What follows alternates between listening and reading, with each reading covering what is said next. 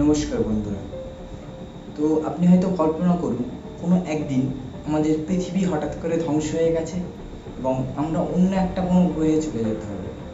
তো সেদিক থেকে যখন আপনি কল্পনা করবেন যে হঠাৎ করে কোনো একদিন আমরা এমন একটা গ্রহ খুঁজে পেলাম, যে গ্রহতে রয়েছে জল, রয়েছে আকাশ, রয়েছে বাতাস, রয়েছে পৃথিবীর মতো বন এবং রয়েছে পৃথিবীর মতো সমুদ্র। যদি এমনটা হতো কেমন হতো বলুন? হ্যাঁ, ঠিক শুনেছেন। নাসার বিজ্ঞানীরা এমনই এক গ্রহের আবিষ্কার করে ফেলেছে অলরেডি। যদি বলেন কোথায়, তাহলে আজকের এই ভিডিওর মাধ্যমে আমরা জানবো সেই গ্রহটি কী এবং কবে আবিষ্কার হয়েছে।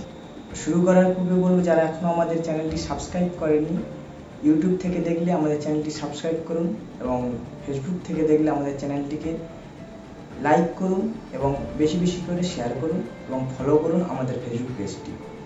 এখনও পর্যন্ত নাসার বিজ্ঞানীরা অনেকই এক্সো প্ল্যানেট আবিষ্কার করে ফেলেছে।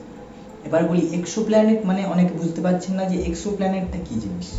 এক্সো প্ল্যানেট বলতে বোঝায় যেটা এমন এক গ্রহ যেটা পৃথিবীর মতো দেখতে বা তাতে প্রাণের সন্ধান রয়েছে, সেই রকম ধরনের গ্রহগুলোকে বিজ্ঞানীরা নাম দিয়েছে এক্সো প্ল্যানেট।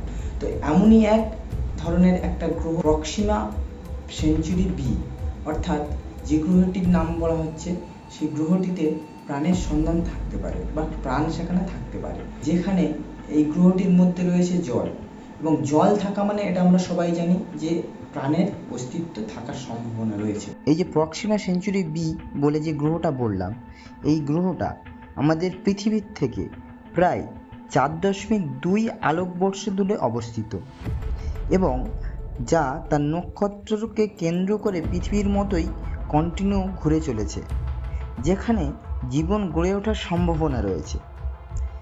এখানে জল তরল অবস্থায় থাকতে পারে, অর্থাৎ আপনারা জানেন জল থাকা মানে সেখানে জীবনের অবস্থান করার সম্ভাবনা থাকে। হ্যাঁ, তবে আরেকটা জিনিস বলি, যেটা তবে শুধু প্রক্সিমা সেঞ্চুরি বি নয়, বিজ্ঞানীরা আরও কিছু এইরকম এক্সো প্ল্যানেটের সন্ধান পেয়েছে, যেগুলোর মধ্যে রয়েছে কেপলার 452b এবং ট্র্যাপিস্ট-1 সিস্টেম গ্রহগুলি।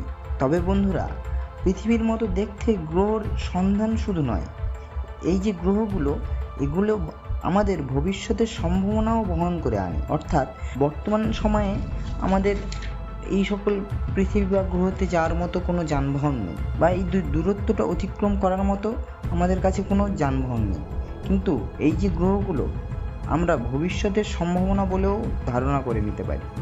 কারণ ভবিষ্যতে আমরা কোনো সময় ধরুন এমন এক যানবাহন তৈরি করে ফেললাম, এই যে দূরত্ব পাড়ি দেওয়া সম্ভব হয়।